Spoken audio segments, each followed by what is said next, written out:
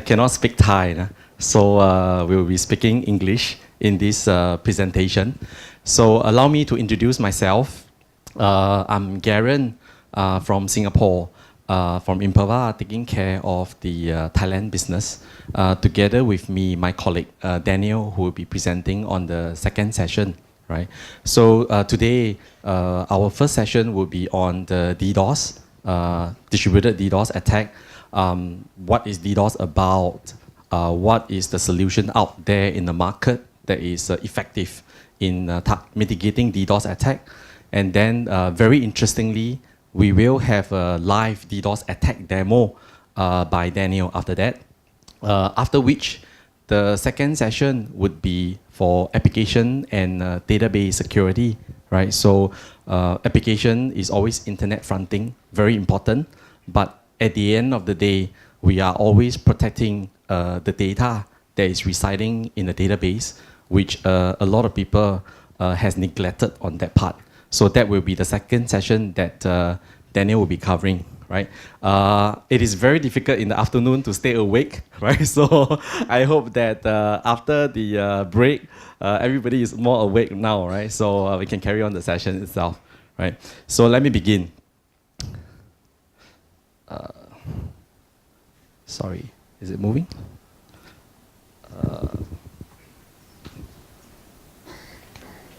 Sorry, there's a bit of stuck. Is it okay?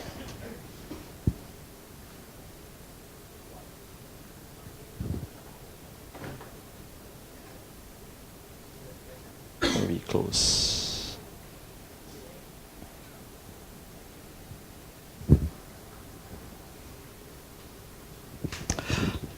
While they are settling, right? So basically today, this first session itself, right, DDoS, I'm sure everyone knows about DDoS, right? DDoS stands for distributed denial. Let me try again. Okay, good. So DDoS, this word here stands for distributed denial of service attack, right? So lots of DDoS happening. The recent one that is very big, 1.5 TBPS, terabits per second, which is 1,500 Gbps, GitHub attack, right? And then there's lots of DDoS that's happening out there. Why is it so important? Because when DDoS comes, all internet fronting websites, be it internet banking, be it government transactions websites, all go down, right? And it will cause millions and millions of dollars of reputation loss and business risk itself, right? So that is why it becomes very critical part of a protection, security protection itself. So I would like to go back to basics to talk about DDoS in a human language, right? So that everybody understand it a bit more, right? So this message is a human communication language, right? I try to do the Google Translate. ห้องน้ำอยู่ที่ไหน right? So ต้องไป right? So that's the feedback, right? So always there's a sender that goes in, and then the receiver will come back. There's a feedback. It's a human language, right? Let's translate this interestingly to a. Of course, they use this message to go through, and then through a phone, through the air. If I talk to you, through a phone, if I call you up, right? Basically, so that's actually the message itself and the channel itself. And then if we look at computer language itself, right, you realize that if I type in eda.or.th, right, and then through the internet channels, we will see the feedback whereby the page will be loaded, right? This is what we call HTTP or HTTPS, right? So this is at the application layer, and this is the network layer that's going through, right? So using human language to actually translate. Then if we start to see in a broken human communication model, right, a lot of messages goes through, but if it is a rubbish language that goes through, then you will not be able to, you're Michael, right? You don't know what is going through itself, right? And then the channel, if let's say now you call a phone and the signal is not good, you use a line call, you're under a train, you will not hear people who is talking on the other side itself. So the channel is being choked up as well. So using this as an example, right, let's look at what happened in a DDoS scenario, right? You realize that there is application layer that is going through, right? And then if let's say there's a lot of rubbish a web request that is going through from multiple senders on this site going through to the receiver itself, which is the web servers, then there's a lot of feedbacks that will go back will be rubbish and it will be flooded. And as well as the channel that is going through itself, right, if it is being DDoS, right, everything will be flooded as well, right? So all this is a scenario of how a DDoS happened. It just used the network layer, which is application layer itself. It used the network layer itself to flood the channel so that nothing can come back, right? And when that happened, you are being DDoS. And when DDoS happen, the website goes down, basically, right? So in a very human language versus a computer language, right? For a basic understanding of DDoS. And then now just with this as a basis, right? Let's look at the types of DDoS and web attacks. So I try to make it very much educational without putting any Imperva logo inside there or language inside there, right? So pardon me for the logo down here, right? But other than that, all these are very educational. So what are the two main types of DDoS attack? Number one is what we call network layer DDoS. Network layer, right? So which means that this is a very typical one where every organization down here, you will have the internet pipe, right? To the internet itself, right? And then when a network layer DDoS comes, means that it will congest your whole pipe. So basically your pipe is filled up and nothing goes through to your on-premise web servers itself. Everything goes down, right? So there's a very typical network-based layer DDoS attack, right? Number one. And typically for many years, we have seen network layer DDoS attack even till now, right? But there's another type of DDoS attack that is very popular nowadays. On top of the network attack, this is the application layer DDoS attack. Remember just now we were talking about the language, right? ห้องน้ำอยู่ที่ไหน, right? So that language down there, if there's a lot of rubbish traffic that's being sent through at the app layer, layer 7, so that is also doing DDoS to the web servers itself. It also brings down the services, right? So all these will be demoed by Daniel later on, right? It's very interesting because last year we were talking to the Singapore government with some CISOs, and then like we were just discussing, a lot of websites are being protected by Encapsula, and then we were like talking and, hey guys, have you actually ever seen a live DDoS attack before? And they said that, no, I mean, although we are being protected, but we've never seen one. My guys have never seen one. So that's where we started to engage some of the DDoS company in US, in Canada, ex-Russian hackers, right? So they're very, very good at it, and try to come out with this tool to show to the audience here, right, that how easy it is to launch a DDoS attack, and then how easy it is to bring down your network, basically, which will be shown in a demo later on. All these network-based attack and application layer-based attack, right? So nowadays, there's a very big trend that's happening down here, right? You all see here 1,500 Gbps. Let's take a step back and actually think about in terms of your internet pipe. I'm not sure. I mean, in Thailand itself, right, in Bangkok itself, I'm sure that the internet pipe, probably I've seen like 50 Mbps, 100 Mbps, or sometimes maybe a few hundred Mbps, right? Pretty small, right? Not that big, right? So when 1 Gbps of DDoS comes through, it may already choke up our pipe, right?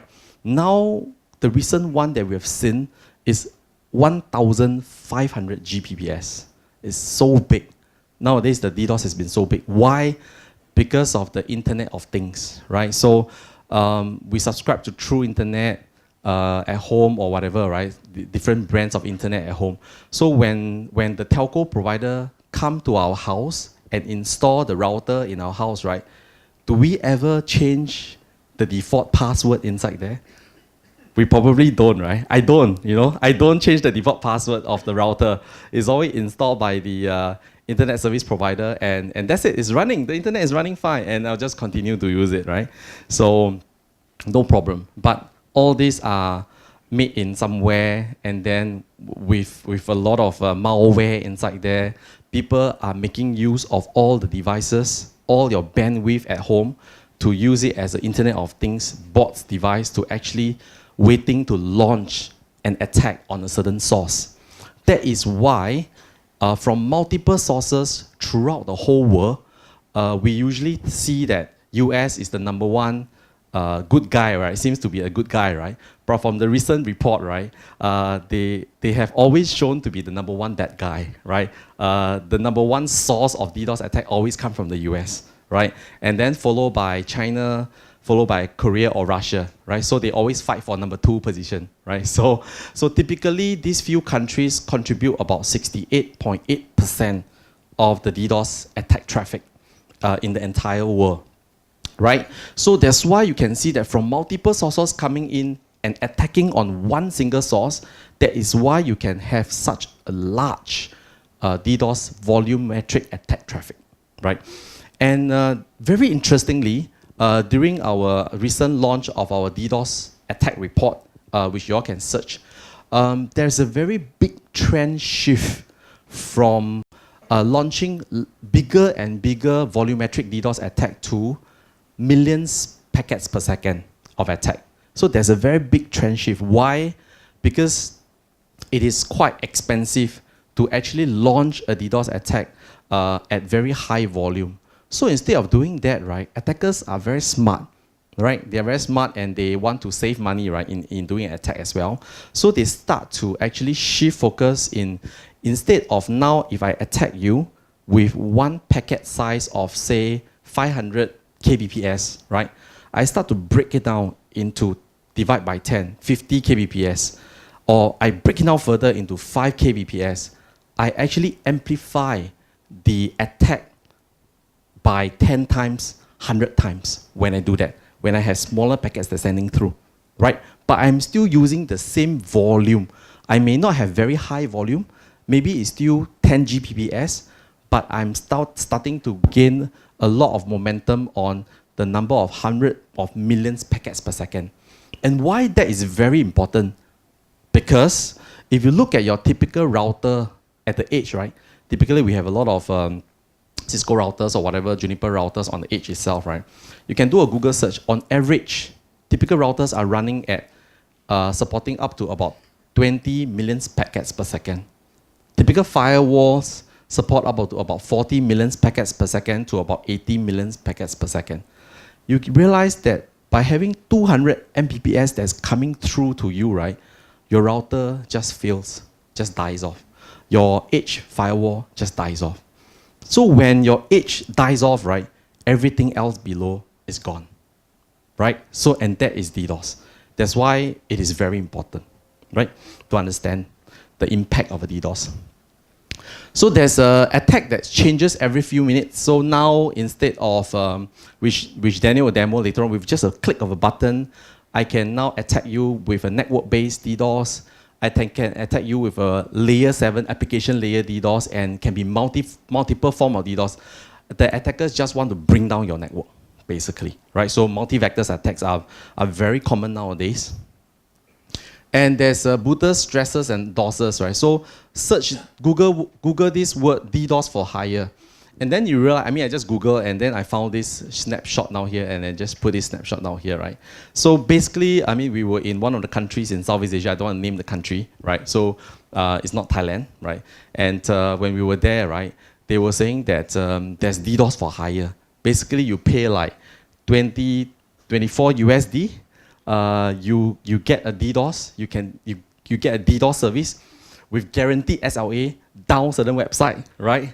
And then there's a 24/7 hotline that you can phone call support and email support as well. Very, very professional, just for $24, right?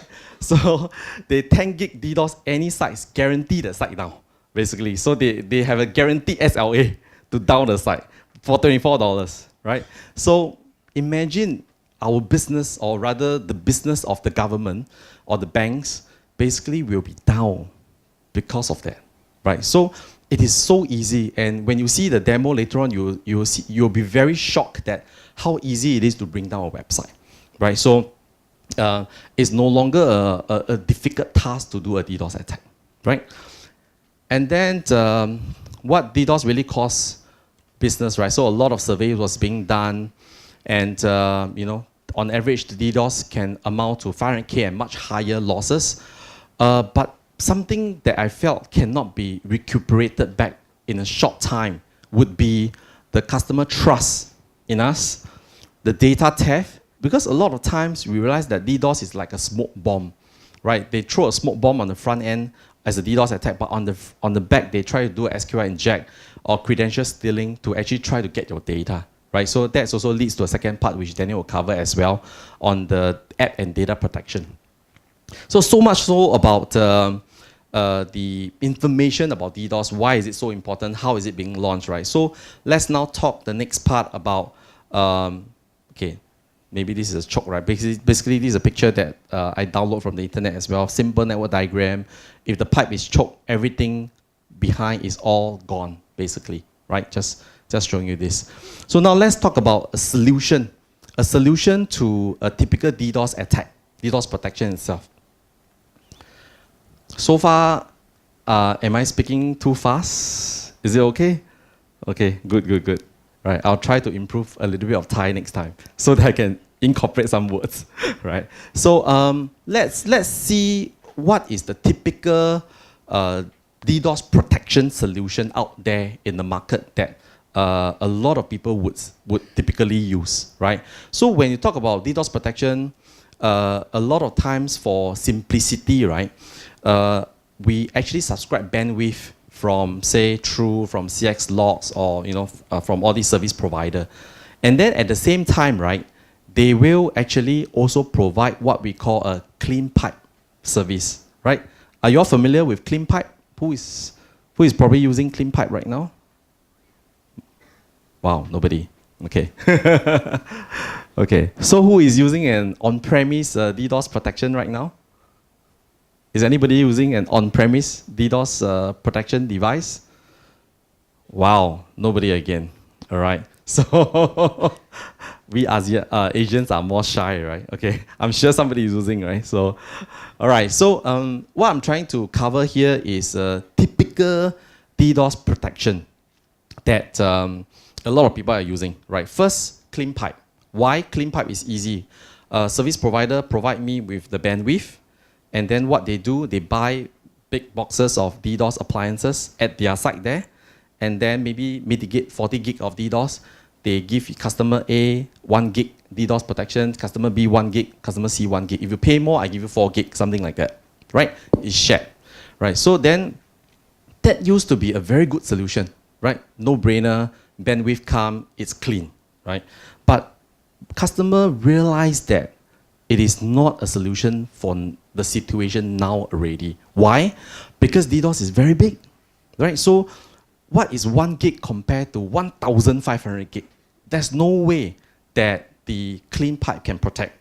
And a lot of you don't like the same appliance to be shared among so many different customers.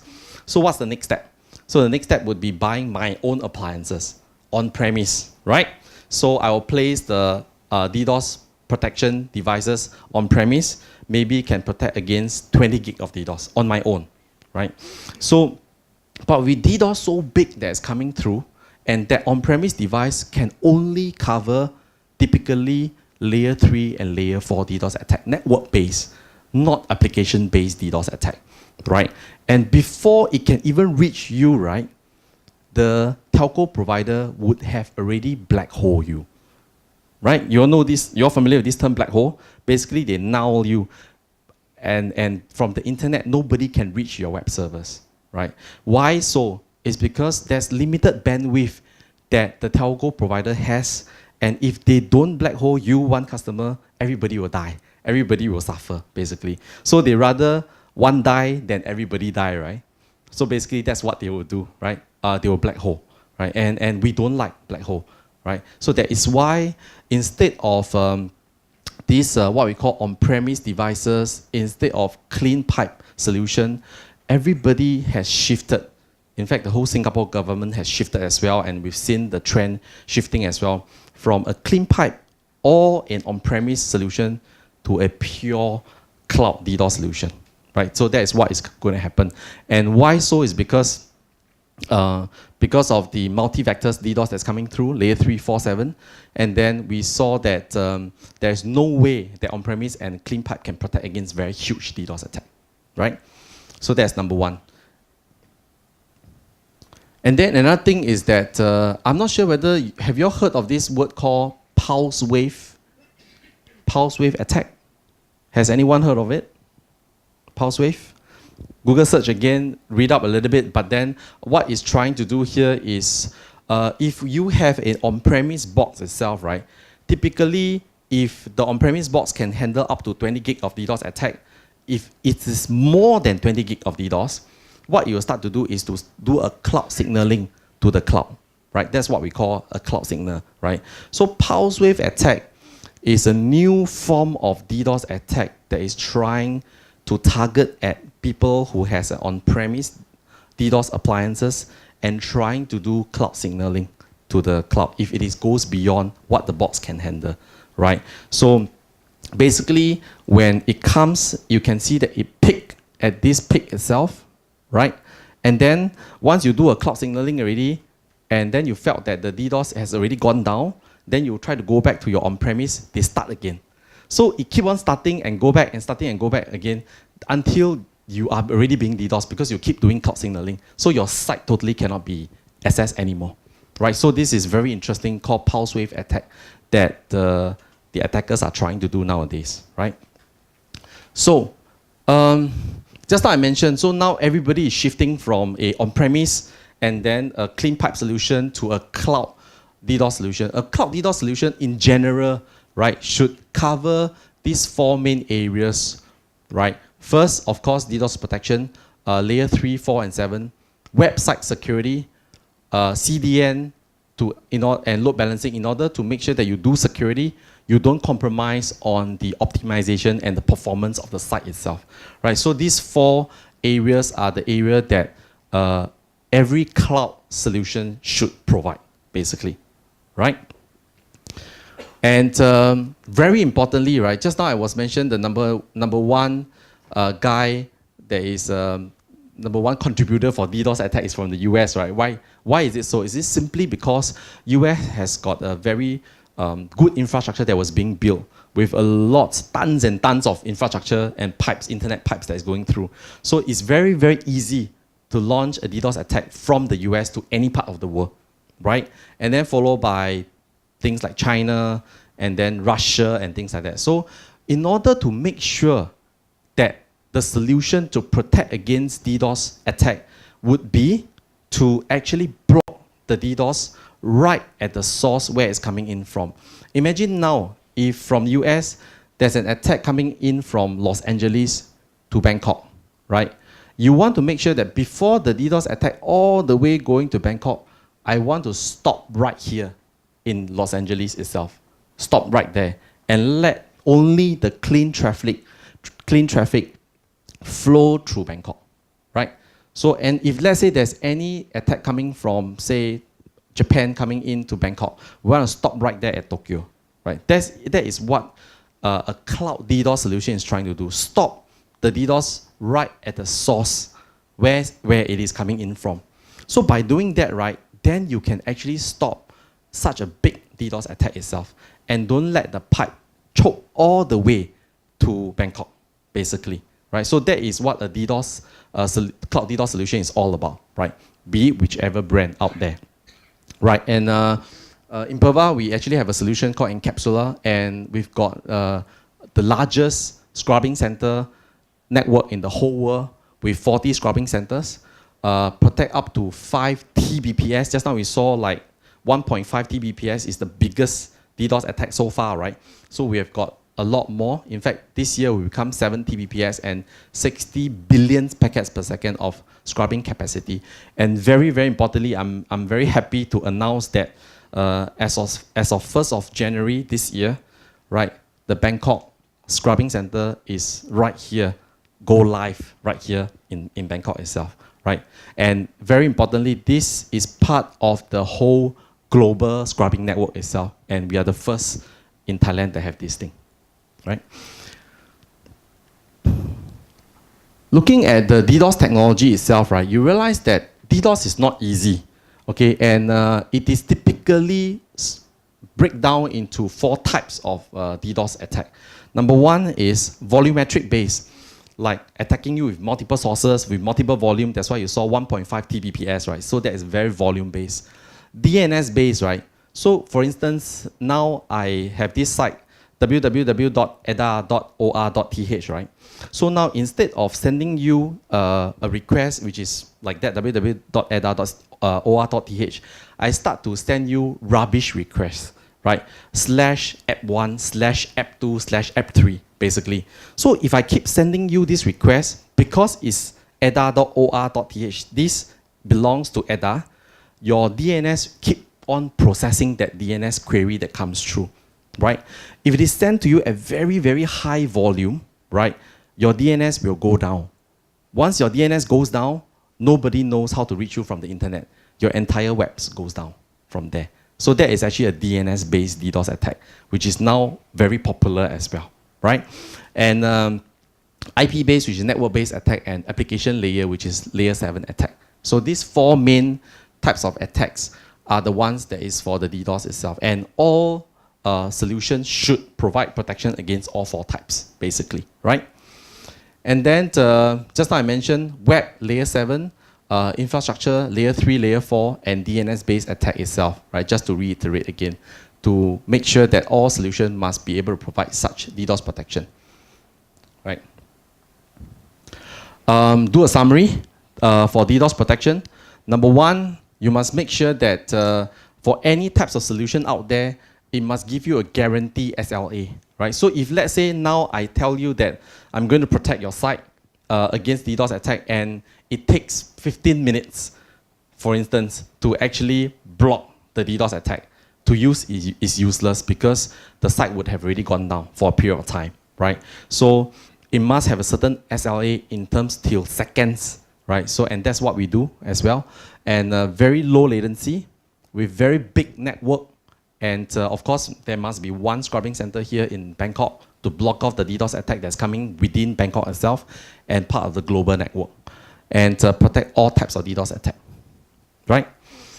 So that ends the first part for the DDoS protection. Seems like a lot of you are getting sleepy, right? So I'm trying to go a bit faster for the second part. This is actually the web application security. I'm sure a lot of you have got web application firewall, right? WAF. Who has WAF in their environment? Or rather, who don't have WAF? Okay. Oh, all don't have, right? Okay.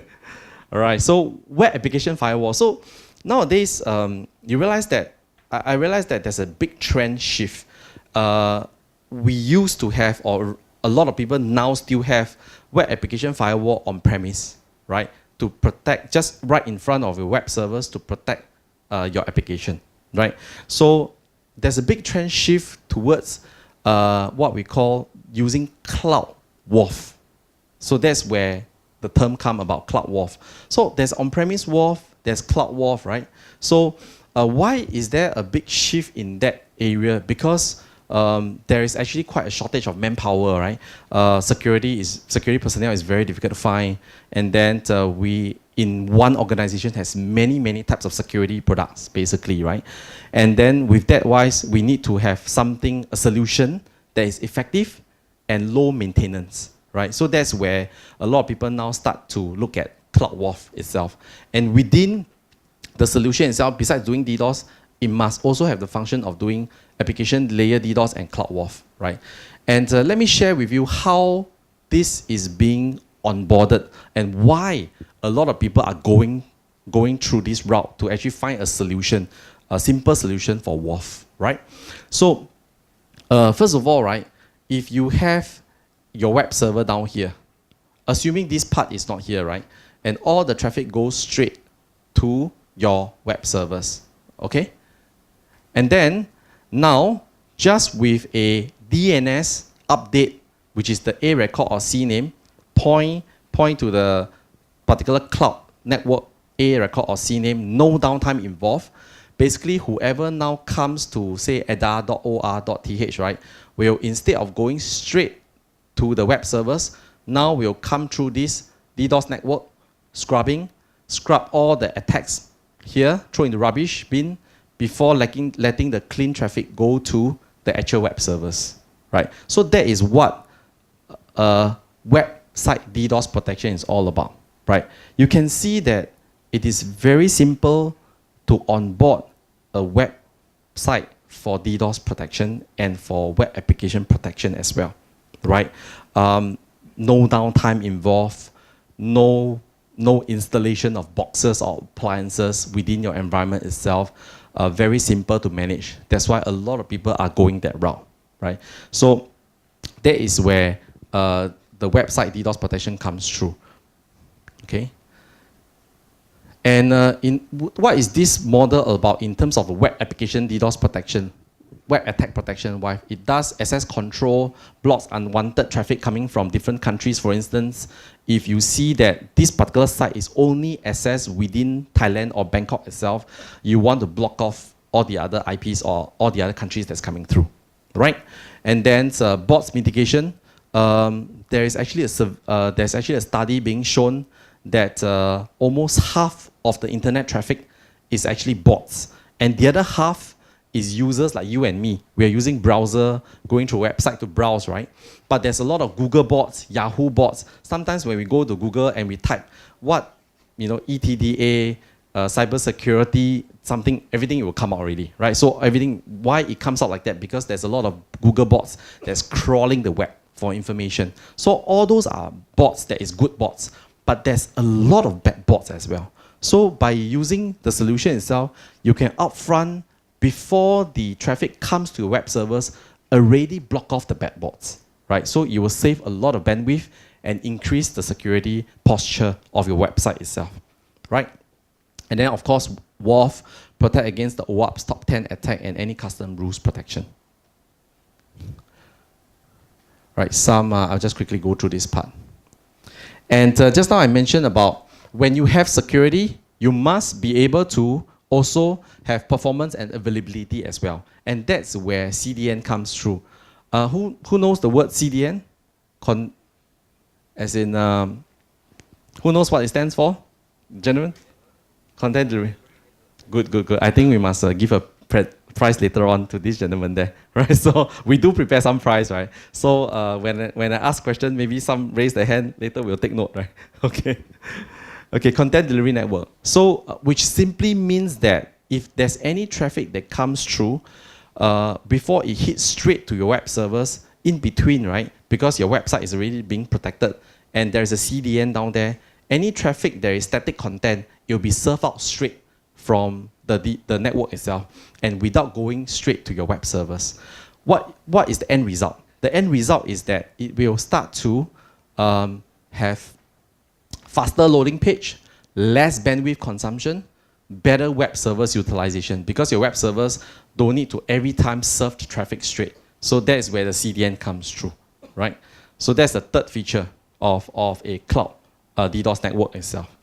And then load balancing, because it's out in the cloud, it's fronting all your web servers. It can actually handle from a single site, from site failover and global server load balancing as well to do that.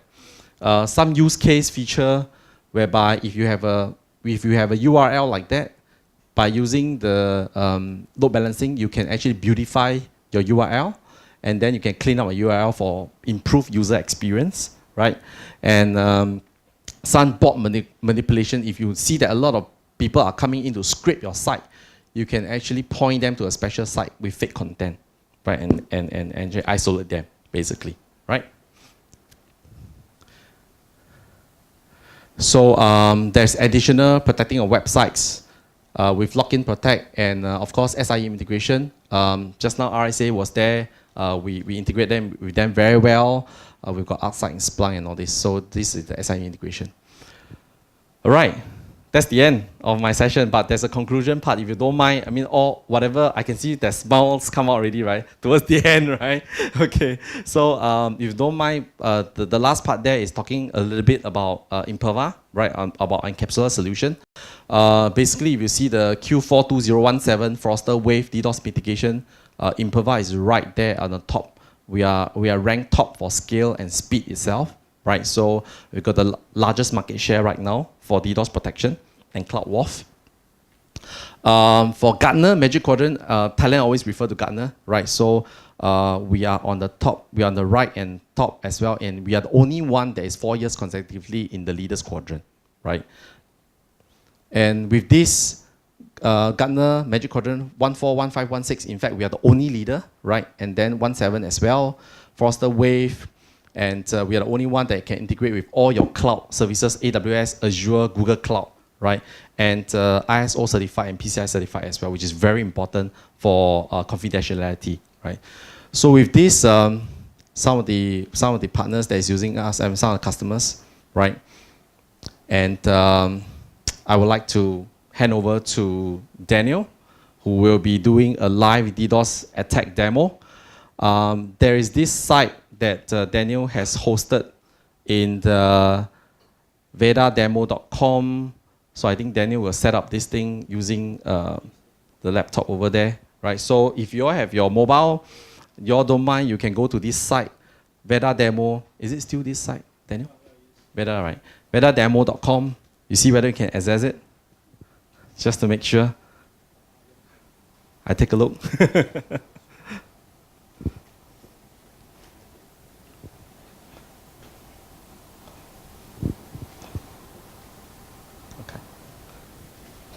Can you access it? Who can access it? Okay, good. So looks like there's another present to be given. So Paul, you take note, the lady in front of you. Okay. So this is the site that is being hosted in AWS, basically. And we just want to show how easy it is to drag and drop to do the DDoS, and it's a live one, right? Each and every of the drag and drop, right, will result in a different scenario happening, right, to the website itself, right? So we have the entire site going down. We have like people that's already connected still can access it, but those new connections that's coming through cannot access it anymore, right? We will have situation whereby there's 100 people accessing it, maybe 5 can access it, the others cannot access it anymore. So it comes with different scenario when different types of DDoS attack happens, right?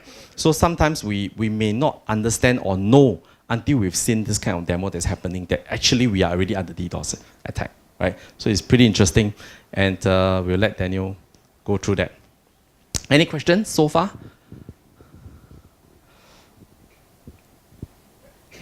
No questions?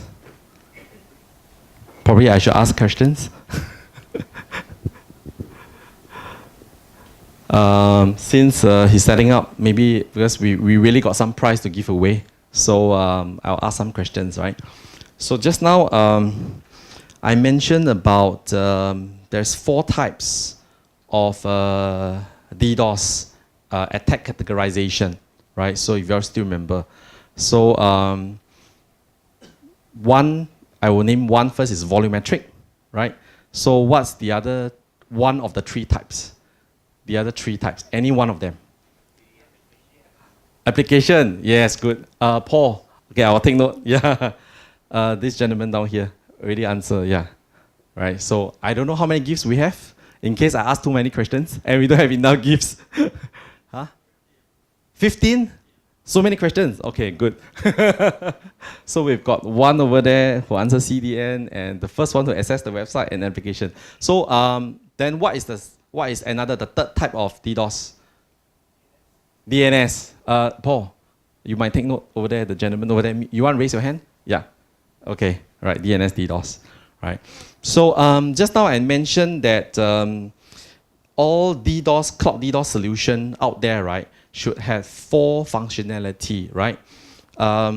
One is, of course, able to protect against DDoS attack, right? Second one is application, right? What's the last 2 that they must have as a function in order to make sure that you have security, but you don't suffer on performance? What's the other two? Load balancing? Yeah, good.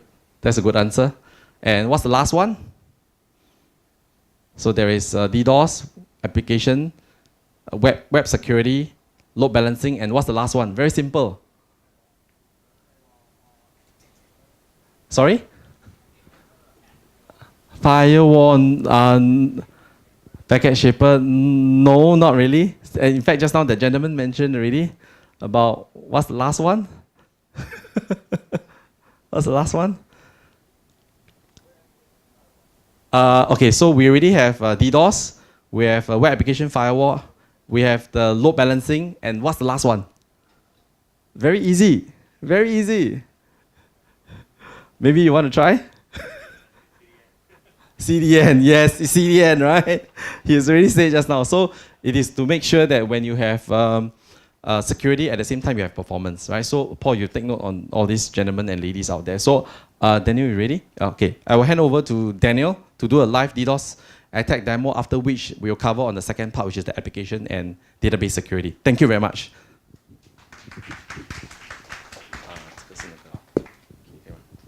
So can everybody access the website www.vedademo.com? So a quick introduction for that particular web server, right? It is hosted in AWS using a very common kind of web service instance. So up there we have Apache server running. In terms of server specs, it is around probably 2 CPU core, runs with around 8 gigabytes of RAM. So you can see it's very much like any web server you have out there in agencies, in the cloud, so on and so forth. Now what you see over here on this screen, it is actually what we call a DDoS in the cloud platform. Now you go to the dark market today, you say I'm going to pay 50 euros and then comes with 2 gig of SLA to bring down a website within 30 minutes. This is what the attacker is actually using in the backend. Okay, you can see that it looks something very similar like the Zeus platform that you buy from the black market, some of the different kind of malware variant that you have. I always like to call these Microsoft DDoS, okay, for attackers. Now you see up here is quite interesting. On the left hand side, it will actually say IPv4 packet volumetric. So let me just pull down this in a while.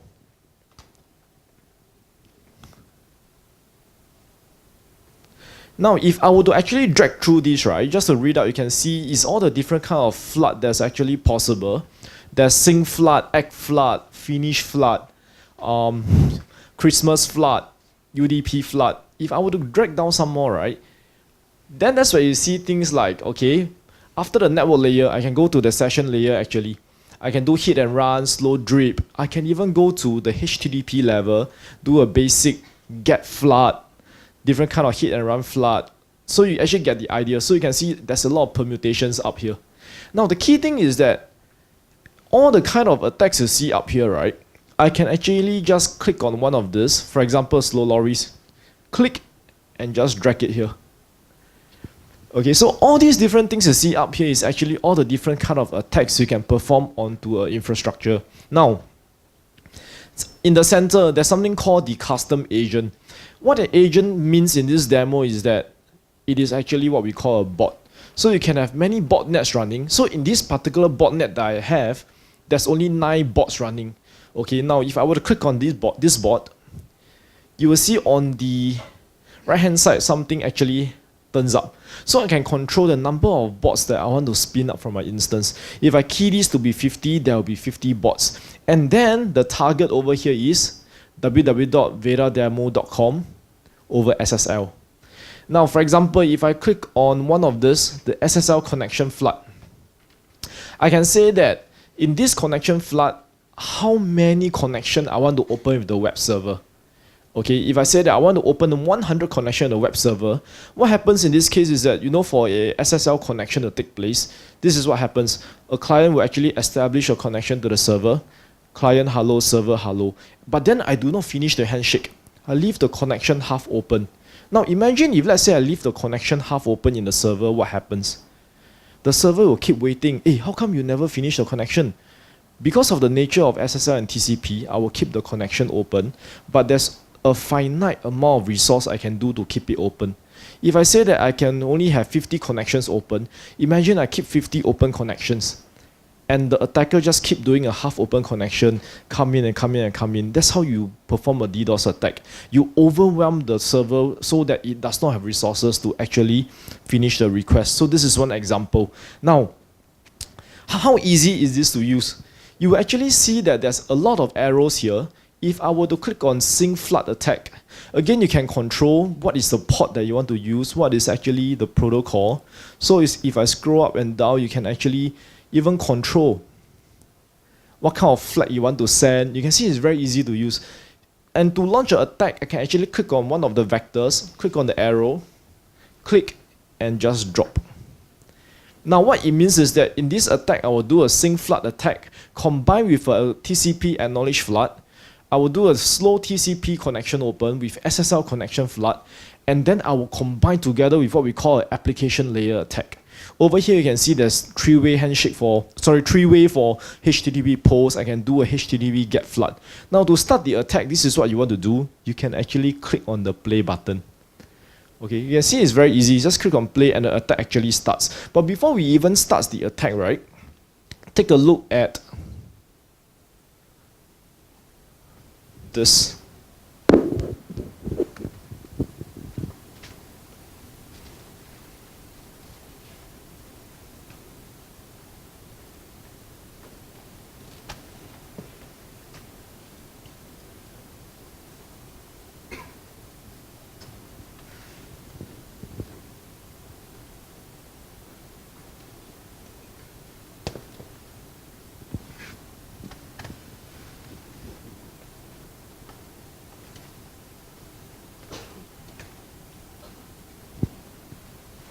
Okay, now on this page, you can actually do this in any of the web servers you have back in your enterprise, in your agency, in your company. Now you actually see that this is an Apache server. There's a lot of things moving here, a lot of dots. So R actually stands for reading requests because some of you are actually connected over there already. So there's a connection open. W actually means the server is sending a reply to the client. Dot, this is actually called the open slot with no current process. That means it's available for connection. Now, just notice if I were to click on the play button, what's going to happen. So let's click on play. Now you see this thing is actually flashing. That means the attack is coming in ready towards the website. So now let's wait for a while and observe. You'll start to see that a lot of these things starts to actually fill up. So C is closing connection, there's actually reading of requests, there's a lot of requests coming in. This is how it actually looks like when a DDoS attack actually comes in. Okay, now this is a quick 5 minutes demo to show you how easy it is to have an attack tool out there. You know, you don't even need to go to a college to learn how to use this. You can drag arrows, you can key in numbers, you can bring down any website. Now, you'll see that everything is being overwhelmed. Too many requests coming in is reading. Now, when you try to access vedademo.com, you will actually see that it's not accessible or it becomes very, very slow. Now, imagine this is a 8 gigabytes of RAM server with 2 CPU core. I forgot to mention that in this attack, I'm only using less than 50 meg of bandwidth. Okay, less than 50 meg, and it is actually enough and quick enough. In less than a minute, we can actually bring down the server. In the while, you'll see that this thing will not respond anymore because the server will run out of resource, okay, to actually mitigate the attack. Now, so it's quite easy. So which is why you see, right, if you want to mitigate a DDoS attack, there's a lot of things you need to know to look out for. I'm only showing a simple tool to show you from Apache point of view. How should we interpret the process? And how should I know that how many connections coming in? What is the total number of requests sending in before we can mitigate it? There are actually some other things.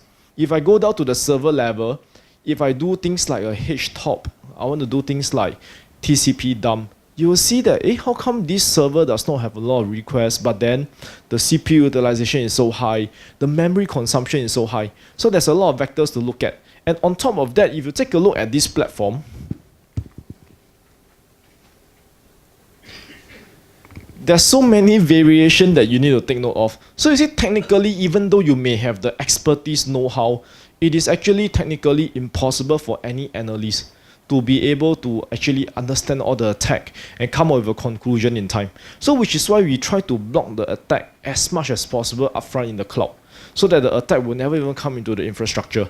Now, before I end off the demo, right, you'll see that in AWS, so very often when we move to AWS, Google Cloud, or even Azure, indeed, those platforms have unlimited bandwidth, which means to say you can send as much traffic in as possible. But then to them, they don't really care, because even if they were to let you send the traffic in, they continue to charge you subscription based on the number of data charges you have, based on the amount of bandwidth that you use, the amount of storage that you store, so on and so forth. Okay, so which is why you always want to prevent the attack from coming in even into the cloud infrastructure. Now, having said that, it's a quick demo. It's the end of the demo. Any questions?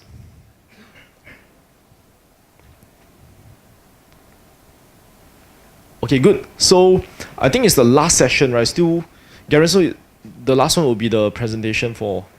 Okay, let's switch to the. Hold on, let me just close this first. AWS is very expensive. I need to stop this.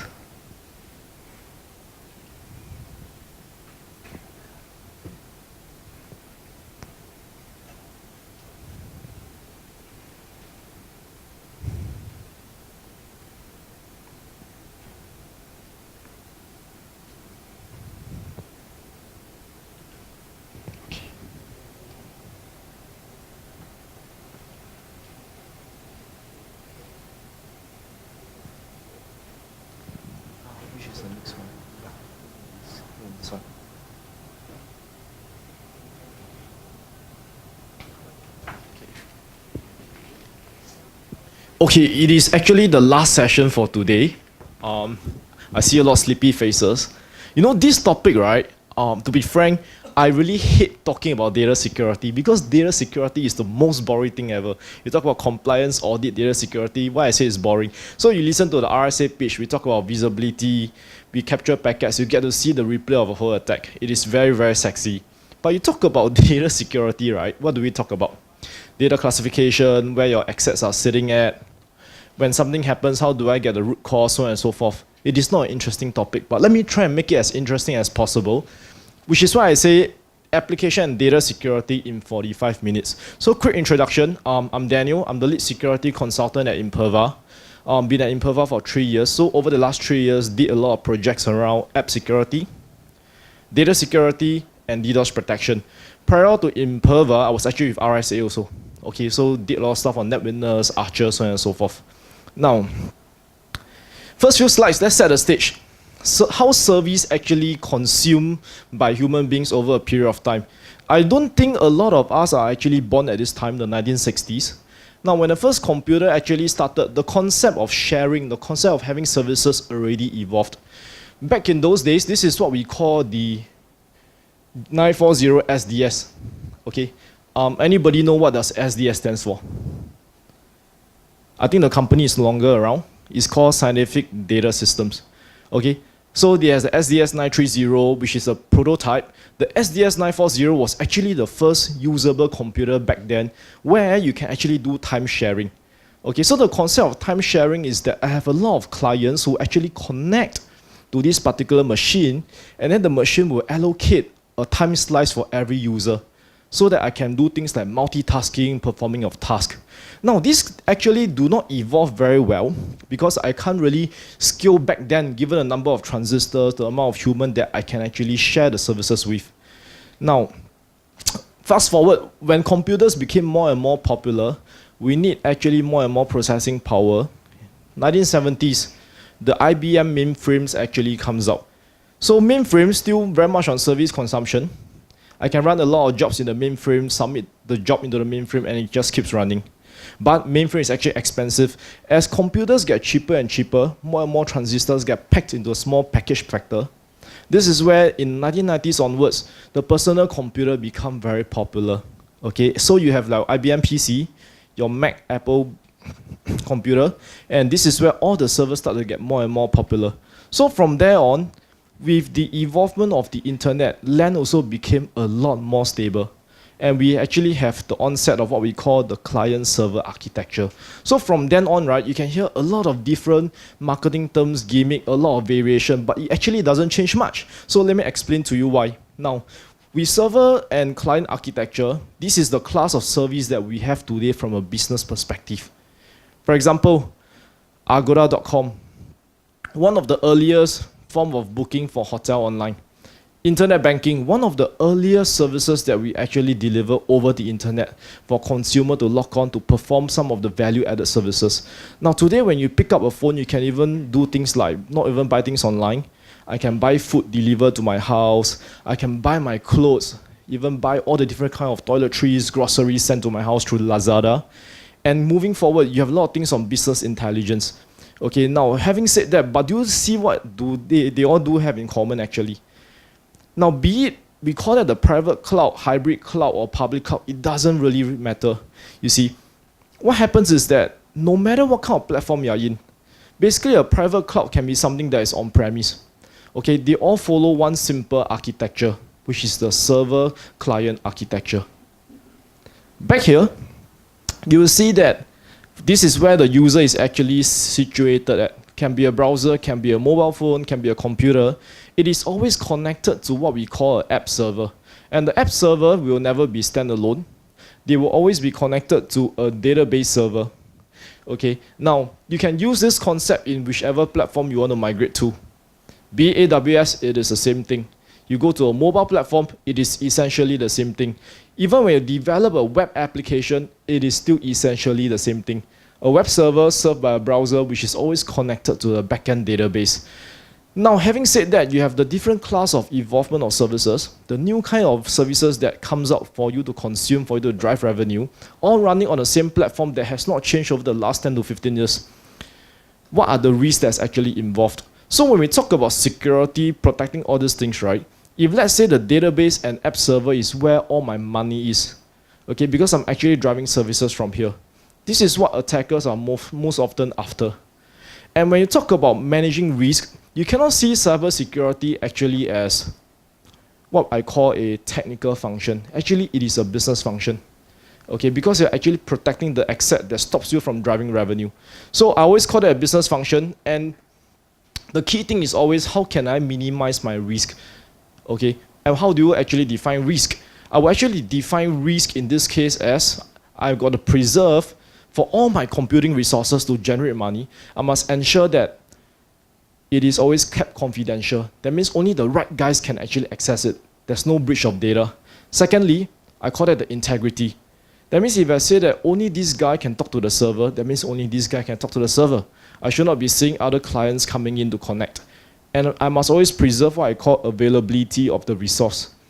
Now, having said that, risk in this case would differ from one agency to one agency, from one bank to one bank. In most of the government sector, we are talking about preserving the welfare of my citizens. But when you go to the bank, it is slightly different. The management of risk revolves around how can I protect my customers? How do I ensure that I do not need to pay extra fine, do not need to compensate for extra operational loss from my customer data? Now, if I go on to profit organization, it is again, how can I protect the business advantage? Now, to summarize this whole thing up, right, what we are trying to say is that confidentiality, integrity, availability. Today, if my asset only costs $5, why would I want to spend $2 million on something to protect that $5?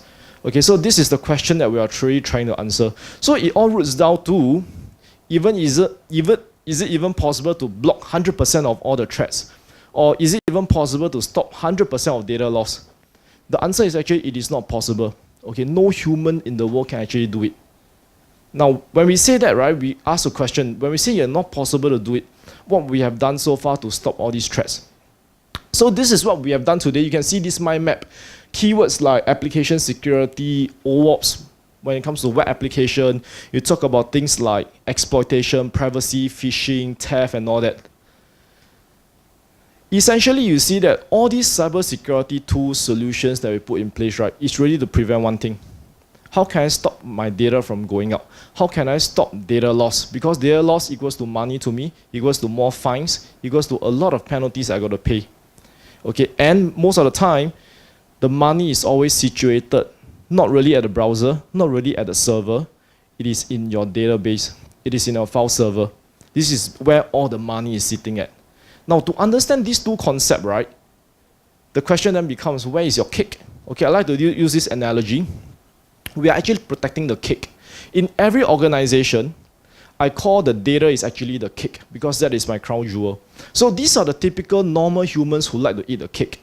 You got finance, you got management, you got HR, IT, sales ops, marketing, so on and so forth. But then at the same time, there's someone else who likes to eat the cake. So I always call them, you got ants, you got rat.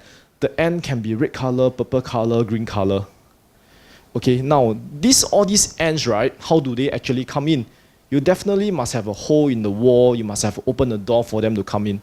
So what are all these door and gaps? You can actually summarize them into these three main gaps. Number one, human and design errors. You take a look at all the attacks out there today, just over the last 3 months that you see. We say that in the year 2017, more than 20,000 vulnerabilities have been announced. How can vulnerabilities even come in if you don't have the first one, which is human and design error? Now, human and design error, most of the time, you will see is because the protocol is not well designed, the code is not well written, there's error in the configuration. So I give you an example. In one of the engagement I was actually doing on application security, so the customer actually has got the best firewall out there, they got the best IPS, they bought the best WAF, and they actually bought the best SIEM, so on and so forth. Everything is in the Gartner Leaders Quadrant. But then they still see things like SSL version 2 connecting to the web server. Okay, it is because it is error in configuration. So you can have all the best tools out there, but if let's say it's a human error, tools can only help that much, okay, to minimize the gap. So with all the first thing in the first vector, right, that's where all the external threats will actually come in to exploit it. And that's how it actually will work. Now, the third kind of gap that you get where the ends start to come in, I would say is actually you protect against insider threats. So it can be a careless employee. Maybe I accidentally write my password somewhere, save it on a text file, send over the internet, expose over the forum. That's how it get exposed. And then you can have a second class of employee who is actually very angry at the employer. You know why I didn't get 2 months bonus compared to the rest of my colleagues last year? So I decided to do something funny. I want to do something bad to the company. Or the third class of users, which is also very common, compromised employees. Now, a lot of organizations today actually start to move their access to the cloud, like AWS. So imagine, as a careless employee, you actually lose your AWS admin password. And then it gets compromised, it gets stolen. Someone can actually come in and actually start to change the data, and that's actually a gap for all the ants to come in to eat the data. Now, having said that, we put this in perspective. You have the threats, you have the gap, and you got the ants and the right color of ants, the right color of users who access the cake. What we have done to stop the ants? First and foremost, whenever there's a new class of attack that comes in, we set the access control, maybe on the firewall, on your AD, so on and so forth. We put in the firewall to kill the ant. We put in IPS, we put in extra switches, access control, and then we try to actually kill off all the ants. But the thing is it still effective or not? Answer is actually no. So why is it no? So for example, you can put in everything that you have. This is very typical of what we see today when you don't tune everything properly. When you have a very typical organization where a lot of solutions, a lot of alerts, but only 2 humans looking at all these things. Imagine 2,000 alerts, 1.5 high-risk user. How do you even go around investigating this? So technically, that's why I say it's not possible. And the worst thing is actually, be it Thailand, Malaysia, Singapore, across the whole globe, right, we don't have enough skilled human resource to look at all these things. Now, let's change the thinking a little bit. Yes, I'm not trying to tell you you don't have to put firewall, you don't have to put all the different access control. You still have to do it. But why not we do something extra? We try and put a cover over the cake. Now, if I put a cover over the cake, even if the ants comes in from behind, the ants change color, it doesn't matter. Even if my firewall does not kill it, it doesn't matter. Because now I just have to monitor the cover. If anyone tries to penetrate the cover or comes out from within the cover, I can get an alert. I can know what the ant is actually doing. So now you just need to monitor the cover. And this is what actually Imperva does when it comes to application and data security. Now, in one slide overview, I think probably this is the most technical slide. This is what we call the deployment mode. Now, you can have all the different applications that's actually running here, or over here, all the different databases. What we actually do is that you can have a spam pod or you can plant agents. Then that actually gives you the full visibility of all the traffic coming in. So once you get a full visibility, I know a few things. How do your cake actually look like? Who is coming into the cake? And then I have the ability to discover, I will share later on what is the flavor of the cake, where it usually reside, who are the ends coming in, when they come in, what do they do. Now the key thing over here is that whenever you talk about database security, everybody say, do I have to turn on something called native auditing? So if I say yes, and then I get and tell the database administrator, normally they will say, hey Daniel, no, you cannot turn on database auditing because the performance will go down. Next year, I need to pay extra money to Oracle, to Microsoft, to Sybase, so on and so forth. Okay, now at Imperva, we do it very differently. We put the cover over the cake. At the same time, you do not have to turn on native auditing. It is real-time visibility. If you want to say things like, I want to do blocking, for example, I know that blocking can only happen from the DBA coming over here. But if I see a user segment sending a backup command over here, I can actually block off the backup command. Okay, all backup should only be coming from the system admin management interface here. This is something that we can do, so we can do blocking. Now, once you put this solution in place, number one, the cake has a cover over it, and then I have full visibility, and the solution actually has the ability to overcome the issue of manpower, lack of skill set. How do we actually do it? Now, once we start collecting the information, we have the ability to actually start doing prediction to say, in the entire landscape that you have maybe 2,000 tables. How many of these tables is actually a system table from Microsoft, from Oracle? Out of all these tables which do not belong to the system table, do they come from SAP? Do they come from PeopleSoft? Or do they come from your own in-house app? And from there, we do a few things. We actually tell you, is it an application or is it an interactive user who access the database? Is it a service account or is it my personal account? Is it a real business data or is it a system data? So from there, we can actually do a few things and tell you, how does your cake actually look like? Does it look like this or does it open up and look something like this? Okay, in terms of business use cases, this is what you will find. Putting through the solution, we do full auditing. We can do a full playback of who access the database, who does a select statement, who drop a table. But in terms of prioritization of the risk, we can actually tell you, you tell me that this is an application ID. How come there's a service account abuse or suspicious app data abuse? How come there's a human being hiding behind that ID, try to actually touch your cake, touch your data? Okay, now you tell me there's only this red color end eating the data most of the time. How come I see that out of the 10 red color ends, end number 1 to end number 9 only eat 5 mouthful a day. End number 10 actually today eat 20 mouthful of the cake. Okay, something is wrong. So this is what we call excessive data access. Now, this solution is something that we have actually fine-tuned over the last 5 years. You hear everybody talking about machine learning, talking about things like data prediction. It's a very hot buzzword now. Now, this is my personal experience. When this solution was actually released a couple of years ago, I was actually very skeptical because it's a buzzword. So I'm not sure whether, this American company, did they actually just do another marketing gimmick. So I went for a few POCs. So we put in the solution, we get the full visibility. We show the customer what is the color of the cake, who is actually eating the cake. And I started to deploy these solutions. Okay. Towards the end of the POC, I actually told the customer, I said, we actually put in a machine learning component of the solution. I want you to actually tell me, is the finding accurate or not? Now, as part of the POC, they actually use what we call a PeopleSoft software. If you take a look at PeopleSoft at SAP, the database table names don't make sense at all.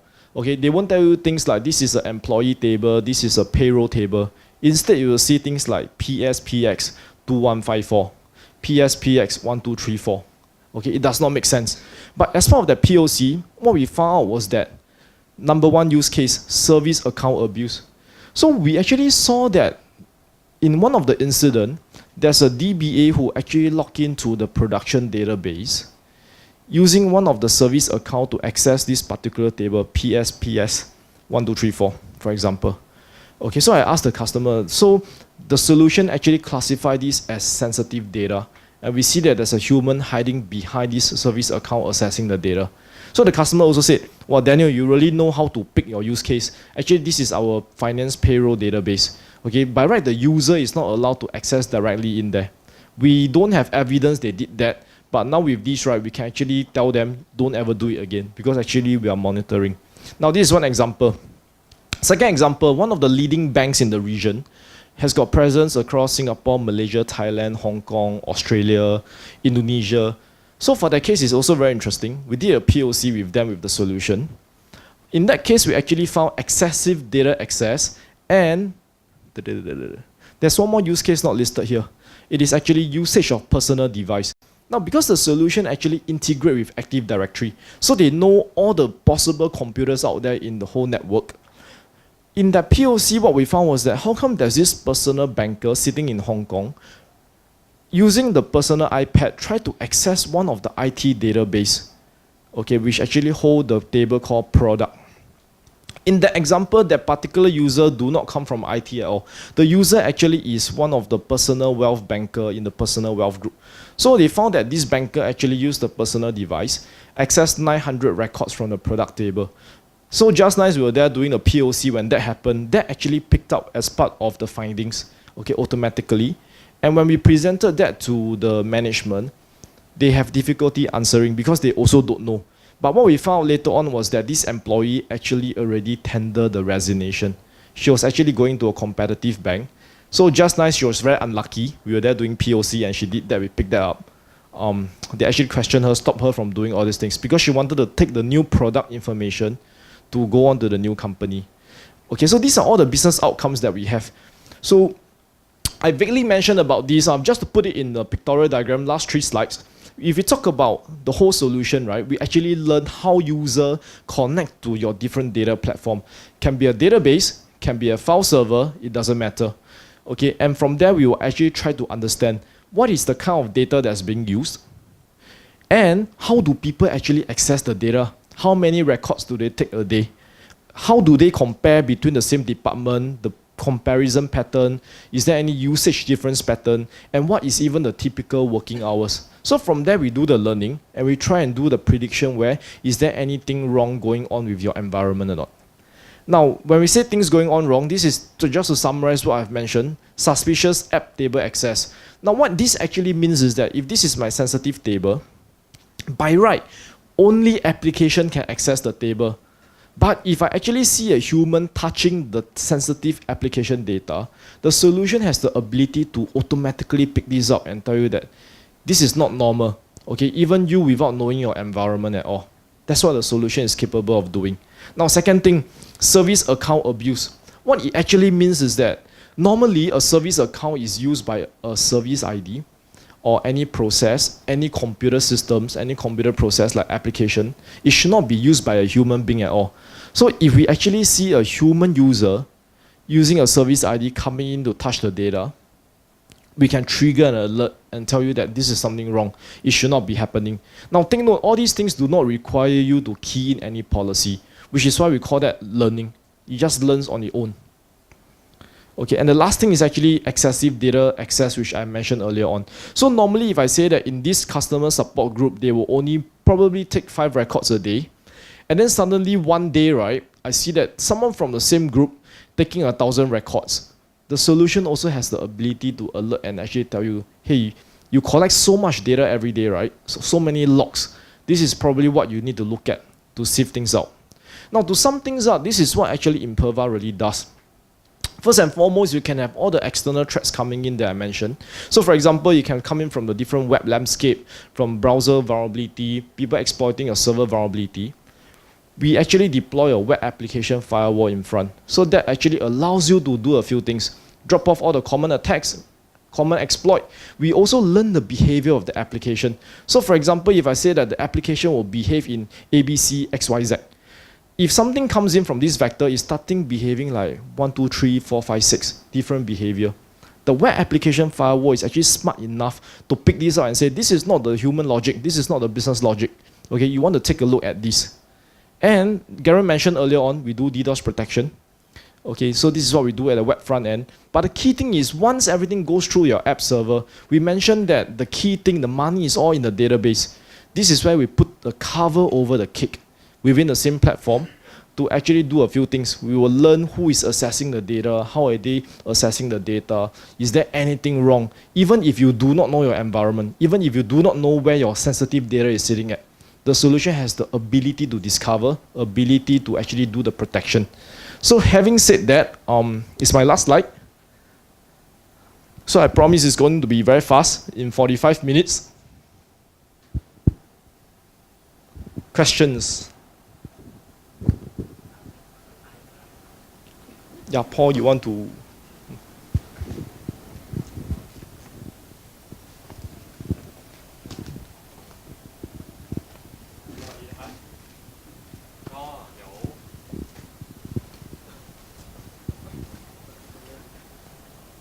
Okay. สวัสดีนะครับก็ก่อนที่ทุกท่านจะหลับลึกมากกว่านี้นะครับก็ขออนุญาต convert session ละกันนะครับจริงๆผมจะ wrap up อีกทีนึงเป็นภาษาไทยแต่ว่าเดี๋ยวคอนเทนต์จะเยอะเกินไปนะครับก็เลยจะขอเป็นเซสชั่น Q&A แล้วก็มี Lucky Draw ให้นะครับซึ่งวันนี้เตรียมลำโพงบลูทูธมาให้ถึง5ตัวนะครับก็แย่งชิงกันได้เต็มที่นะครับก็ก่อนอื่นนะครับเดี๋ยวผมขออนุญาตให้ทีมงานแจกของขวัญนะครับให้กับท่านที่ตอบคำถามก่อนชุดแรกนะครับมี6ท่านมีท่านไหนบ้างครับยกมือนิดนึงนะครับ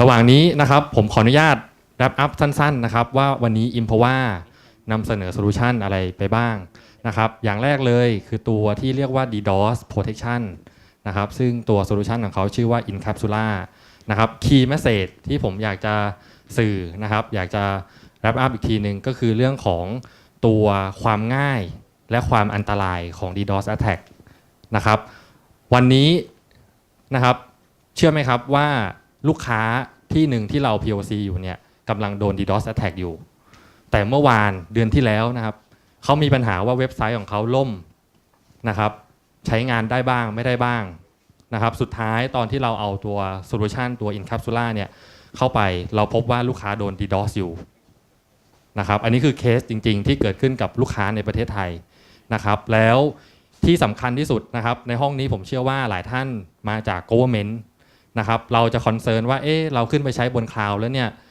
ทราฟฟิกจะวิ่งไปที่อินเทอร์เน็ตวิ่งไปที่สิงคโปร์หรือเปล่าวิ่งไปที่ฮ่องกงหรือเปล่านะครับวันนี้ Encapsula มี Scrubbing Center มี CDN ที่อยู่ในกรุงเทพนะครับดังนั้นทราฟฟิกจาก User วิ่งไปหาระบบคลาวด์วิ่งอยู่ใน Local เท่านั้นนะครับอันนี้ผมเชื่อว่าที่ไปคุยกับลูกค้าหลายๆที่มาค่อนข้างกังวลเรื่องประเด็นตรงนี้นะครับซึ่งวันนี้เราตอบโจทย์เรียบร้อยแล้วนะครับแล้วก็อันที่2ที่เป็นเซสชั่นของ Daniel นะครับสไลด์ตัวนี้นะครับสังเกตว่าคีย์อยู่ทางด้านขวามือนะครับที่ Daniel mention เรียกว่าตัว Data Security นะครับเรามีเรียบร้อยเลยหน้าบ้านนะครับกันหลายชั้นมากมีทั้ง DDoS มีทั้ง Web Application Firewall นะครับแต่สุดท้ายแล้วลูกค้าหลายที่ลืมไปครับว่าสิ่งที่สำคัญที่สุดคือ Database คือที่ที่เราเก็บ Data นั่นเองนะครับแล้วเราถามกลับไปครับว่าแล้วสิ่งที่สำคัญที่สุดเนี่ยเรามีอะไร Protect เขาหรือยัง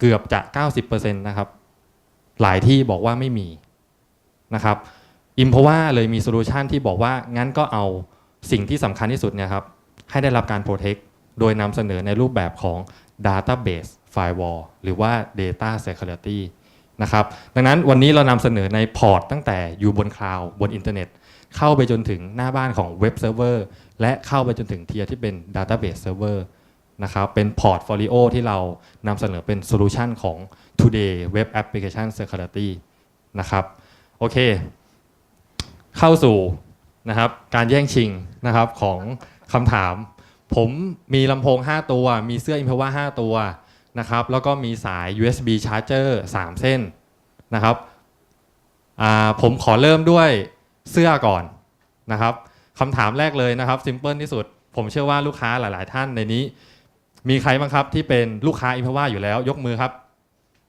ท่านคนนู้นอีกหนึ่งคนนะครับไม่ต้องบอกว่าเป็นโซลูชันอะไรนะครับแจกให้อีก1ชิ้นเป็นเสื้อ Imperva นะครับง่ายเห็นไหมครับคำถามที่2นะครับวันนี้นะครับที่ผมเพิ่งพูดไป Product Imperva ที่มี3 Solution นะครับใครบอกได้บ้างว่ามี Solution อะไรบ้างนะครับยกมือเลยพี่เสื้อดำข้างหลังโอเคนะครับเบิ้ล2คนแล้วนะครับเหมือนบิงโกเลยมี Database นะครับ Database Firewall หรือเรียกว่า DAM จริงๆมันย่อมาจาก Database Activity Monitoring นะครับแล้วก็มี WAF นะครับ Web Application Firewall แล้วก็มี DDoS Protection นะครับโอเคนะครับไม่ต้องแย่งกันนะครับตอนนี้มีหลายอย่างนะครับคำถามต่อมานะครับการ onboard หรือว่าการที่เราจะใช้งาน Incapsula ที่เป็น Web Security ตอนที่เราใช้งานมีดาวไทม์ไหมครับยกมือครับพี่เสื้อน้ำเงินไม่มีนะครับถูกต้องนะครับการ onboard Incapsula หรือว่าเอาเว็บไซต์ของเราเนี่ยให้ได้รับการป้องกันจาก Incapsula ใช้วิธีการเปลี่ยนแค่ DNS Record นะครับซึ่งจากเดิมชี้ไปที่เว็บไซต์ของเราโดยตรงโดน attack ก็โดน attack โดยตรงนะครับเราก็ชี้ CNAME นะครับให้วิ่งไปหา Incapsula ก่อนเพื่อให้ได้รับการ protect นะครับโอเคIncapsula นะครับเกิดมาเรื่องเพื่อป้องกัน DDoS protection เนาะใครตอบได้บ้างครับว่า DDoS ที่เกิดขึ้นนะครับล่าสุดและเป็นแบนด์วิดต์การ attack ที่สูงสุดมีค่าเท่าไหร่ตามที่อยู่ในสไลด์คุณกาเลนเท่าไหร่ครับ 1,500 กิกะบิต 1,500 กิกะบิตถูกต้องนะครับแจกของเลยนะครับ DDoS ที่เกิดขึ้น 1,500 กิกะบิตนะครับหรือเท่าไหร่ครับ 1.5 เทราบิตนั่นเองมหาศาลครับรวมแบนด์วิดต์ทั้ง ISP เจ้าหนึ่งเผลอๆยังไม่พอเลยนะครับดังนั้นไม่ต้องคิดเลยครับว่าถ้าวันหนึ่งเราโดน DDoS แบบนั้นล่มหรือไม่ล่มแน่นอนการันตีนะครับล่มแล้วยังไงครับ ISP ทำไงกับเราครับ Black Hole คือเราจะหายไปจากโลกอินเทอร์เน็ตใบนี้ไปเลยเพราะเขาจะเอาเราออกไปเพื่อไม่ให้กระทบกับลูกค้ารายอื่นนั่นเองนะครับณวันนี้โซลูชันเทคโนโลยียังเป็นแบบนั้นอยู่และลูกค้าหลายที่ยังใช้ที่เป็นที่เรียกว่า clean ไปที่การเรียนถามนะครับ clean ไปหรือ on premise ซึ่งกันไม่ได้แล้วนะครับมันกันได้แค่เสี้ยวหนึ่งของ DDoS วันนี้เท่านั้นเองนะครับดังนั้น DDoS มาจาก cloud ก็ต้องใช้ cloud สู้กับเขานะครับโอเคนะครับเกิดขึ้น 1.5 TB นะครับทีนี้ Incapsula ครับสามารถกัน DDoS หรือว่ารองรับ DDoS attack ได้สูงสุดถูกผุดเท่าไหร่ครับยกมือเลยครับพี่ครับ5อะไรครับ5เทราบิต5เทราบิตถูกต้องนะครับให้ของขวัญเลยนะครับเกิดขึ้นสูงสุด 1.5 TB นะครับแต่ Incapsula รองรับได้ถึง5 TB และโกรธขึ้นเรื่อยๆตามจำนวน Data Center ที่เรามีซึ่งตอนนี้เรามี40 Data Center แล้วนะครับรวมถึงในประเทศไทยนะครับตามที่เรียนครับผม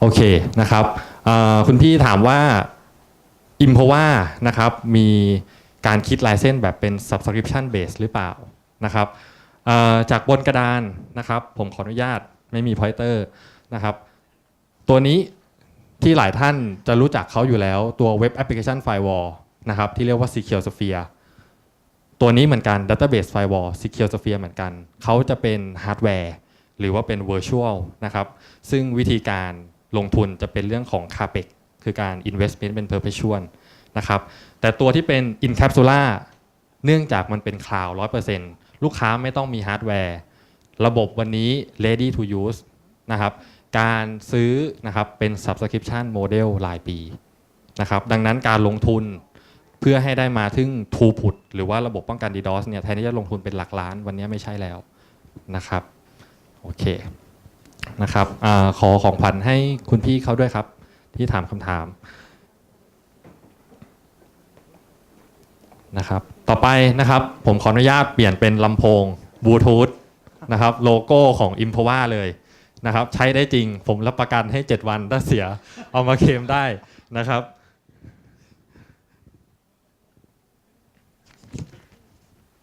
เอาอย่างนี้ดีกว่าครับผมขอ convert นะครับใครที่ถามคำถามเหมือนคุณพี่เมื่อสักครู่นะครับผมให้ลำโพงดีกว่าครับพี่ครับครับ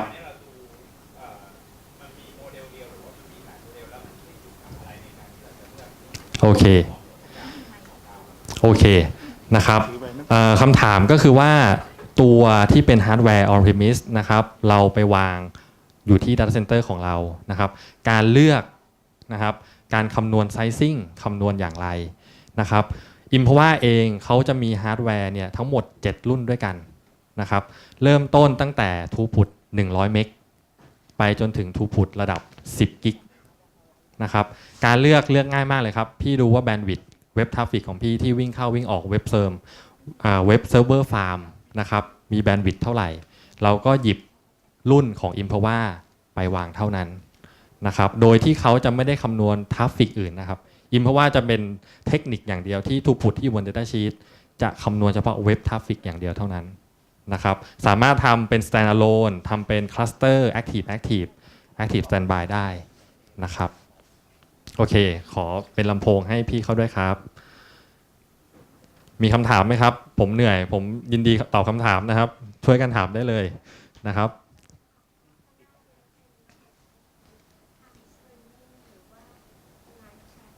ครับโอเคนะครับคำถามก็คือว่าหน้าเว็บเป็นสตรีมมิ่งนะครับหรือว่าเป็นไลฟ์แชทใช้งานได้ไหมคำตอบคือได้นะครับทุกๆอย่างที่อยู่บนเว็บโปรโตคอล HTTP HTTPS นะครับสามารถนำ Imperva Solution ไปใช้งานได้ทั้งหมดนะครับอย่างเช่นตัว Incapsula นะครับจะยิ่งตอบโจทย์มากเพราะตัวเขาเองมี CDN นะครับ CDN ก็คือเวลาเราดู YouTube สังเกตว่าเราดูที่ไหนบนโลกใบนี้ก็เร็วนะครับเราจองตั๋วเครื่องบินจองโรงแรมจองที่ไหนก็เร็วนะครับเพราะระบบพวกนี้หลังบ้านนะครับผ่าน CDN ทั้งสิ้นนะครับเดินทางกลับกันนะครับพอเราใช้ CDN แล้วเว็บของเราจะเร็วขึ้นด้วยซ้ำนะครับดังนั้นคำตอบคือสามารถทำได้นะครับโอเคขอพี่เสื้อแดงก่อนนะครับ3ท่านพอดีนะครับลำโพงมีกี่ตัวครับเหลือกี่ตัวเหลือ3ตัวสำหรับ3ท่านพอดีนะครับขอพี่เสื้อแดงก่อน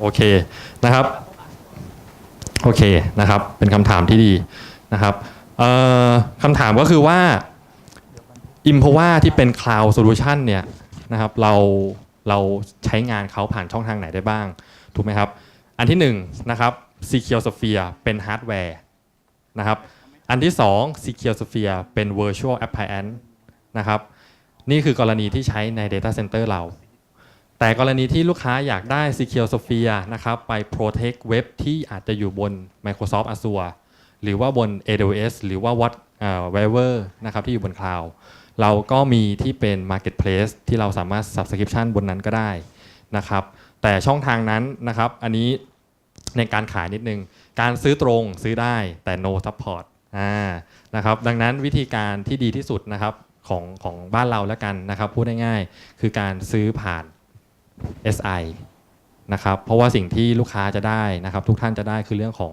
Service และ Support ที่เป็น Professional โดยคนไทยนะครับส่วน Incapsula นะครับถ้าวันนี้ลองเข้าไปเว็บไซต์เขาดูก็ได้ครับ incapsula.com จะสังเกตว่ามีหลายแพ็กเกจมากนะครับตั้งแต่ถูกกลางแพงและ Enterprise นะครับโซลูชันวันนี้ที่ Imperva นำเสนอเป็น Enterprise เท่านั้นซึ่งไม่มีราคาอยู่บนหน้าเว็บไซต์นะครับส่วนฟีเจอร์ฟังก์ชันสามารถเลือกดูได้เลยนะครับช่องทางนะครับในการทดลอง POC นะครับหรือว่าใช้งานก็เป็นผ่าน SI นะครับได้เลยนะครับโอเคของคุณพี่ครับ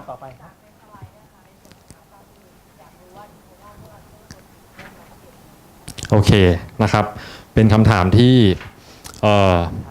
ยากมากนะครับ นะครับ Database Security เข้ามาช่วย Protect ยังไงนะครับจริงๆถ้าย้อนกลับไปก่อนถ้าเราตระหนักแล้วนะครับว่า Data ของเราหรือว่า Database ของเราเนี่ยสำคัญมาก แล้วเราต้องการ protect ของเขานะครับโดยคอนเซปต์ถ้าเป็นเชิงเทคนิคนะครับเราก็เอาทุกอย่างที่วิ่งเข้าไปหา database นะครับหรือที่แดเนียลยกตัวอย่างเป็นก้อนเค้กถูกไหมครับทุกคนที่เป็นมดนะครับพยายามจะเข้ามากินเค้กหมดเลยนะครับคำถามก็คือว่าเมื่อคืนรู้ไหมครับว่ามดมากินเค้กของเรากี่ตัวนะครับหรือพรุ่งนี้จะมีมดกี่ตัวที่มาขอกินเค้กของเรานะครับImpervaจะเป็นลักษณะของการเอาทุกอย่างที่วิ่งเข้าไปหาเค้กก้อนนั้นหรือว่า Traffic Database ทุก Transaction ทุก Query นะครับทุกการ Select ทุกการ Drop ทุกการ Create นะครับส่งเข้ามาที่ระบบ Imperva แล้ว Imperva จะแปลงจากภาษา Database นะครับที่เป็น Select เป็น Drop อะไรเนี่ยที่เราไม่เข้าใจให้อยู่ในภาษาที่ Security นะครับให้อยู่ในภาษาที่ Business เข้าใจนะครับแล้ว transform ออกมาเป็นรูปแบบของการ protection database firewall นะครับการวางได้2แบบครับเป็น monitoring mode หรือว่าเรียกว่าการ span traffic นะครับถ้าเรียกง่ายๆหรือจะวางเขา inline หน้า database zone เลยก็ได้นะครับขอให้มี database traffic ส่งไปหาเขาทุกอย่างจะขึ้นมาโดยอัตโนมัตินะครับหรืออีกนิดนึงนะครับกรณีที่ database บางคนบอกว่าเนี่ยเขามีอยู่10 ตัวเนี่ยอยู่คนละ Data Center อยู่ที่ Data Center DC 5 ตัว DC ที่2อีก5 ตัวเขาต้องซื้อ2บล็อกไหมถ้าต้องวางอีกไลน์นะครับเรามีเอเจนต์ให้ด้วยนะครับสามารถเอาเอเจนต์ไปลงได้เลยนั่นก็หมายความว่าไม่ว่า Database จะอยู่ที่ไหนนะครับเอเจนต์ตัวนั้นจะส่งทุกทราฟฟิกที่ไปคุยกับ Database ตัวนั้นกลับมาที่ตัว Gateway หรือว่าตัว Management นะครับได้ทุกค่ายนะครับได้ทุกค่ายโอเคครับผมไฟล์เซิร์ฟเวอร์เดี๋ยวผมขออนุญาตให้แดเนียลตอบนะครับอันนี้they would like to know about the file securities yeah Hello. Yeah, so the file security is quite simple. So, what you can actually do, I can just sniff or span out from the tab or switch, or I can plant an agent onto the file server. Now, anyone who try to access the file server, maybe you use CIFS protocol or NFS protocol, so long as you touch the file, I can actually tell you what is the username that comes in, what IP he come from, what is the machine name, did he do a read, did he do a copy, did he do a modify, or if let's say it's ransomware, connect to a file server, try to do a lot of modification, changing the file name and extension, the file protection actually is able to come in to help. Okay, so we also call this a file audit solution because I can record every activity the user has done onto the file. Then you can do a playback, then you know what is actually happening. Okay, so we call that file audit at the same time. So basically, one of the common use case will actually be, for example, if you have a file share, you say that in this file share, only engineering people can touch the file share. Then you want to do prevention whereby people outside of engineering go into the folder, try to touch the file, copy the file. So the file security solution can audit this action. And at the same time, if you say that this is a violation, I can configure a policy to block this kind of action. Okay, so it is also called a file firewall. So, yeah. โอเคครับให้ของขวัญพี่เขาหน่อยครับพี่เสื้อขาวครับท่านสุดท้ายนะครับ5 โมงตรงเป๊ะเลย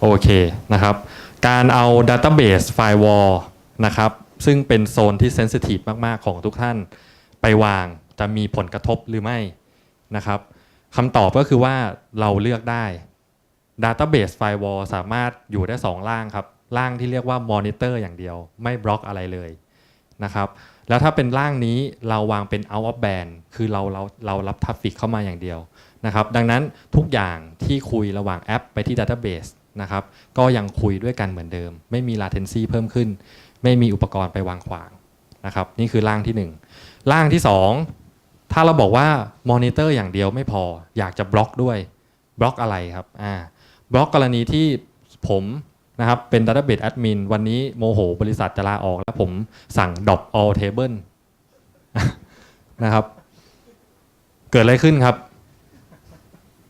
หาใช่ไหมครับหาแน่นอนครับถ้าสั่ง drop all table หรือยังไม่ออกลองดูหน่อยว่าเป็นยังไงบ้างเวลาขาดเราสั่ง restart service ตอนเช้าเลย database นั่นคือสิ่งที่เราไม่สามารถยอมให้เกิดขึ้นได้ถูกไหมครับบน Database ของเรานะครับคำสั่งพวกนี้นะครับสามารถบล็อกได้โดย Imperva Database Firewall แต่โหมดที่เขาต้องวางคือต้องเป็น inline นะครับดังนั้นขึ้นอยู่กับ deployment mode ที่เราเลือกนะครับว่าจะวางไว้ในโหมดไหนนะครับโอเคนะครับก็สมควรแก่เวลานะครับ5 โมงเย็นวันนี้ยังไงในนามของ Bay Computing นะครับในนามของ Imperva นะครับในนามของ RSA แล้วก็ในนามของ ETDA นะครับก็ขอบคุณทุกท่านนะครับที่เข้ามาร่วมงานแล้วก็อยู่จนถึงเวลาที่เราจบพอดีนะครับ5 โมงเย็นนะครับก็ขอให้ทุกท่านเดินทางโดยสวัสดิภาพนะครับเดี๋ยวผมฝากไมค์ไว้กับพี่ต่อโอเคขอบคุณครับสวัสดีครับครับในนามของเอ็ดด้านะครับขอบคุณท่านผู้มีเกียรติทุกท่านนะครับที่มาร่วมรับความรู้ในการจัดการ knowledge sharing ครั้งที่2นะครับก็อย่างที่เรียนแจ้งทุกท่านไว้นะครับว่าเราจะจัดลักษณะแบบนี้ทุกเดือนละครั้งสำหรับในครั้งถัดไปนะครับเราจะมีเป็นวันพุธที่16 พฤษภาคมนะครับเวลาบ่ายโมงจนถึงประมาณ4 โมงครึ่งไม่อยากจะให้เกินถึง5 โมงเย็นเหมือนวันนี้แล้วนะครับแต่ก็ขอบคุณทุกท่านมากๆนะครับที่สละเวลาแล้วก็เข้ามาจอยกันนะครับก็เดินทางโดยสวัสดิภาพนะครับขอบคุณครับ